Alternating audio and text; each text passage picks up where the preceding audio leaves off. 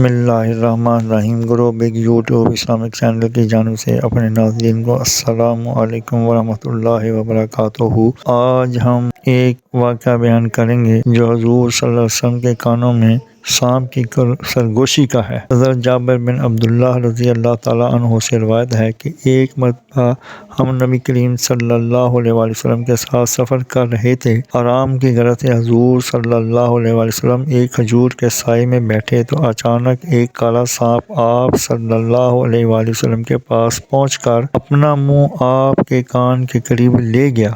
کچھ دیر بعد حضور صلی اللہ علیہ وآلہ وسلم نے اس سانپ کے کان کے قریب اپنا منہ مبارک لے جا کر کچھ فرمایا۔ اس کے بعد وہ سانپ اب ایسے غائب ہوا جیسے اس کو زمین نگل گئی ہو۔ ہم نے عرض کی، یا رسول اللہ صلی اللہ علیہ وآلہ وسلم، ہم اس سانپ کو آپ صلی اللہ علیہ وسلم کے قریب دیکھ کر ڈر گئے تھے۔ آپ صلی اللہ علیہ وآلہ وسلم نے فرمایا کہ وہ جانور نہیں بلکہ جن تھا۔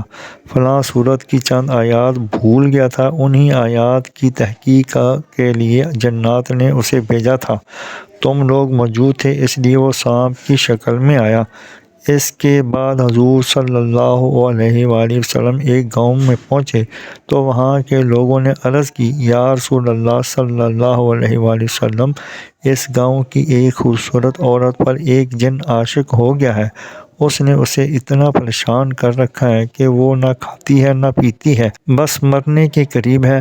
حضرت جابر رضی اللہ تعالیٰ عنہ فرماتے ہیں کہ اس عورت کو میں نے بھی دیکھا، وہ ایسی تھی جیسے چاند کا ٹکڑا۔ حضور صلی اللہ علیہ وآلہ وسلم نے اسے پکار کر فرمایا، اے جن، کیا تجھے معلوم ہے کہ میں اللہ کا رسول محمد صلی اللہ علیہ وآلہ وسلم ہوں؟ تو اس عورت کو چھوڑ کر یہاں سے چلا جا۔